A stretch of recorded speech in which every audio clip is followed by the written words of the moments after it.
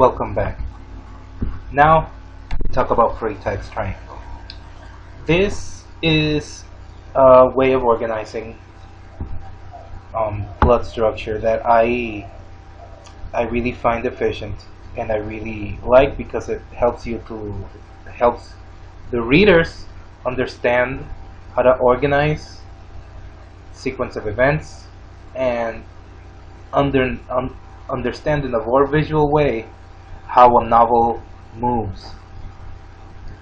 As you can see here, the exposition, as I view it, is Holden established as a narrator. He starts talking and writing about his position in school and social. Then we have the conflict, which we see, which is Holden not fitting around with those around him and externalizing his frustration. His conflict is between him and him only. He externalizes and creates all the other conflict in the novel. Then the rising action, here we're looking at different steps of how the action reaches the climax, from when he gets in the train to all the stuff that happens in the hotel, when he meets Sally Hayes and gets romantically involved, and he starts putting into words kind of what he wants by going into the woods, taking all their money and getting a whatever job and just disconnecting from society, to when he finally finds Phoebe, finds his home, and talks to her and finds a different perspective of how he should do things by talking to her, like he discovers and puts into words his fantasy about being the catcher in the rye. The climax is when he goes to the museum and Phoebe wants to go with him, and he realizes that what he's doing is a mistake because he wouldn't want his younger sister to do the same things that he would do.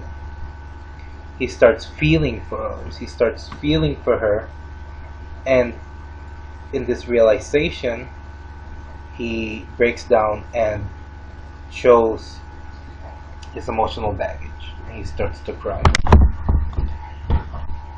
Then we have the fall in action.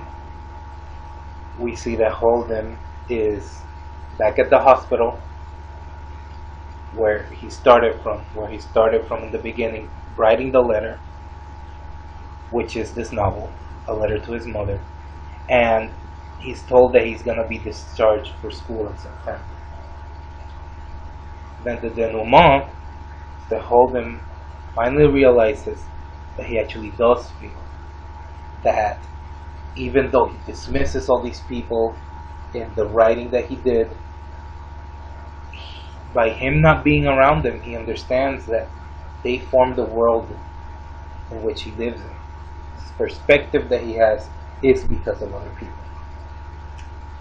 And from here we can see all the evidence from the beginning, from the exposition and the conflict, to the rising action, to the climax, where we see how the evidence it comes to a close, and then with the falling action and denouement, we see the aftermath, the reaction, what happens after, how the character and the story is affected by the realizations in the climax.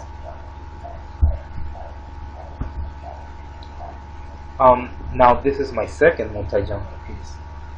Is a social media post, and I'm a firm believer of social media as a tool for education, not exclusively because it's very broad and that a lot of people can put basically whatever they want, but it's a great way to explore ideas and put ideas out there and maybe discover things that you might otherwise not discover just thinking and introspecting yourself. Now, in the next video and last video, I'm gonna be discussing my other multi-genre piece. Thank you.